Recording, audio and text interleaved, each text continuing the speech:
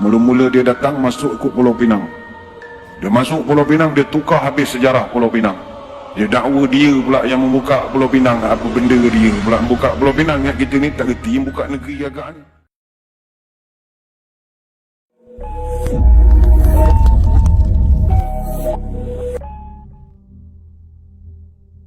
Dulu-dulu punya cerita.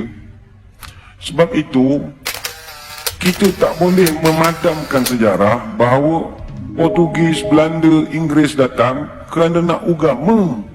Itu sejarah. Tapi kenapa mereka gagal? Sebab orang tua-tua kita pertahankan, perjuangkan. Baik itu sekali lagi hadirin hadirat, kita kena terima kasih ke orang tua-tua kita dahulu. 24 Ogos tahun 1511, ketika Portugis masuk ke Melaka, dia jajah Melaka selama 130 tahun. Bukan sekejap, bukannya sebulan dua, bukan 5 tahun, 130 tahun. Setelah Kesultanan Melayu Melaka berdiri gagah selama 110 tahun. Kuat dah, kita baru 62 tahun. Jangan act lah, jangan act sangat. Melaka yang sebegitu gagah 110 tahun tombang dengan Portugis, dijajah pula 130 tahun. Tapi adakah orang tua-tua kita ketika Portugis menjajah itu mereka pakat tidur beramai-ramai? Adakah mereka perangai macam kita, main telefon siang malam pagi petang? Tidak.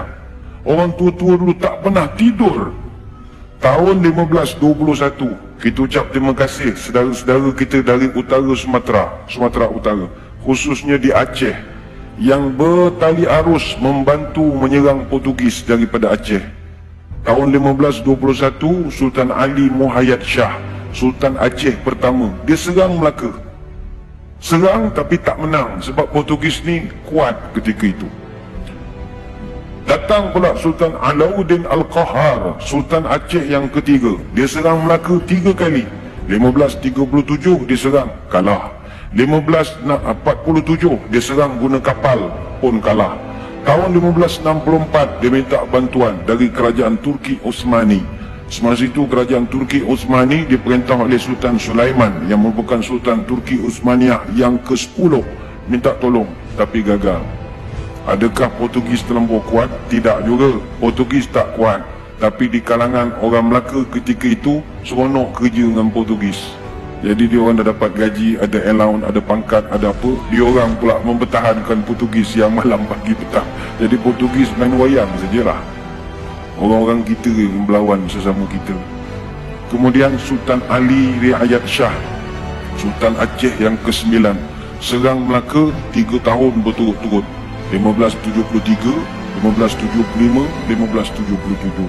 Tapi tak menang, pembelot ramai. Sambung balik Dek Sultan Iskandar Muda, Sultan Aceh yang ke-12. Dia serang 2 tahun, 1615 dengan 1638.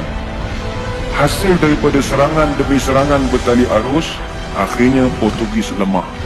1641, Belanda datang. Bila Belanda datang, orang Aceh dah penat dah menolong. Orang tempatan masih lagi seronok dengan baju uniform, dapat apa komen seronok, dapat jadi pegawai kerajaan, jadi orang pencen. Tak ada juang melawan Belanda dah. Belanda datang tahun 1641, kita ucap terima kasih lah kepada saudara-saudara kita dari Makassar, Bugis. Orang Bugis yang banyak menolong kita. Orang Belanda datang jajah Melaka Johor berapa tahun? 183 tahun. 183 tahun. Datanglah orang-orang Bugis tahun 1782 sampai 1784, yang itu memang serang habis-habisan. Maka dicatatkan dengan tinta emas dalam sejarah negara. Muncullah satu orang pahlawan terbilang, marhum Raja Haji Fi Sabilillah Ibni Daing Celak, yang digelarkan marhum Teluk Ketapang. Bagi tuan-tuan di Selangor, kena kenangkan marhum Raja Haji Fi Sabilillah. Apa sebab? Dia ni yang di Pertuan Muda Kesultanan Johor Riau Lingga yang ke-4. Dia Tengku Mahkota Raja Muda, dan dialah abang kepada Sultan Selangor yang pertama. Sultan Selangor yang pertama namanya Raja Lumu bin Daing Celak. Raja Lumu ni ditabalkan dengan nama Sultan Salahuddin Shah, memerintah Selangor 1745 sampai 1778. Kenapa adik dia yang jadi raja? Abangnya mangkat awal. Kenapa abangnya mangkat awal? Mangkat di Kota Melaka 19 Jun tahun 1784. Umur baru 57 tahun. Ketika jenazahnya ditemui, tangan kanannya memegang kitab Dalailul Khairat, tangan kiri memegang badik. Dia lawan Belanda sampai ke Kota Melaka, tapi akhirnya gugur menjadi seorang syahid. Kenapa mereka ni berjuang berhabis-habisan? Nak pastikan orang putih, jangan kau nak tukar agama cucu cicit aku. Itu aja. Itu aja. Dia dari Makassar, apa kena-mengena dengan Melaka? Ukhuwah Islamiyah. 1786 Inggeris datang ke tanah Melayu. Mula-mula dia datang masuk ikut Pulau Pinang.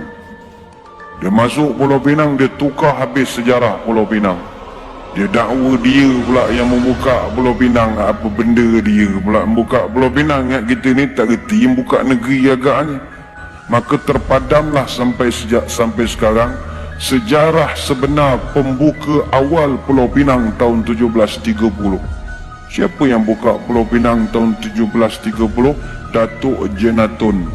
Datuk Jenatun ni atau nama sebenarnya Jenan bin Rajo Labu bin Rajo Gandam bin Rajo Manguyang, dari Gunung Sahilan bin Rajo Kuoso bin Rajo Bakilap Alam Bertegak Gelar Tunku Bagaiwang yang pertama, Raja Alam Minangkabau. Mak dia putih sangit Indo dunia. Orang Pagaru Juang, orang Sumatera yang membuka Pulau Pinang. Tapi sejarah itu dipadamkan dengan kemasukan Inggris. 88 tahun kemudian dia tipu pula orang Melayu. Tahun 1874 menerusi perjanjian Pangko yang penuh dengan muslihat. Akhirnya orang putih jajah negara kita berapa tahun? Bukan 10 tahun, 117 tahun. Tapi adakah nenek moyang kita tidur? Tidak.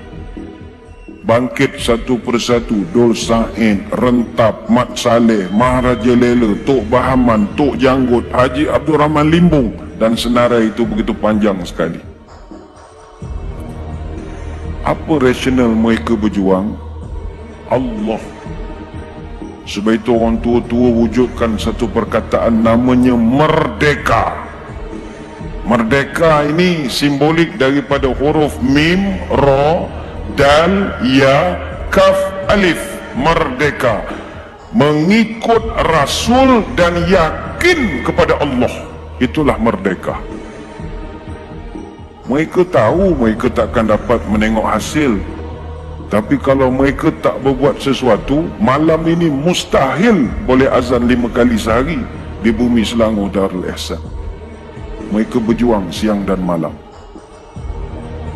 Sebab itu hadirin hadirat yang dirahmati Allah sekalian, perjuangan orang tua-tua ni kita kena terima kasih.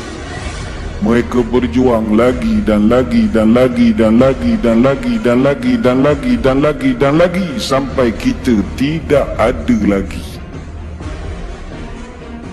Adapun anak cucu dia, apa perjuangan dia untuk agama dan tanah air? Yilek, tak ada. Yang dia fikir perut dia, anak-anak dia, dan main handphone siang malam. Itu sajalah kerja saja. Tak ada. Ni bukan orang sini, ni orang Kuantan. Orang sini semua bagus. Sini semua fikir masalah umat semua. Kang keluar video marah pula orang Kuantan. Orang Afrika. Kang kena gam pula Kuantan kang. Orang Afrika. Maka sewajarnya sebab kita sebagai generasi selepas merdeka, hayatilah semangat pengorbanan ini. Habis nak korban apa lagi Ustaz? Semua dah okey, saya kerja pun dah pencen, anak pun dah kerja, masuk universiti, nak juang apa? Marilah kita pertahankan kemerdekaan ini, khususnya mempertahankan kesucian akidah ahli sunnah wal jamaah. Sekarang ini zaman cabaran kita gugat akidah. Itu lain. Kalau dulu orang nak cabut akidah, kalau sekarang ini dia goyangkan akidah. Inilah perkara yang pernah disebut oleh baginda Nabi SAW. Badiru bi'amal fitanan qaqita'il laylil muzlim.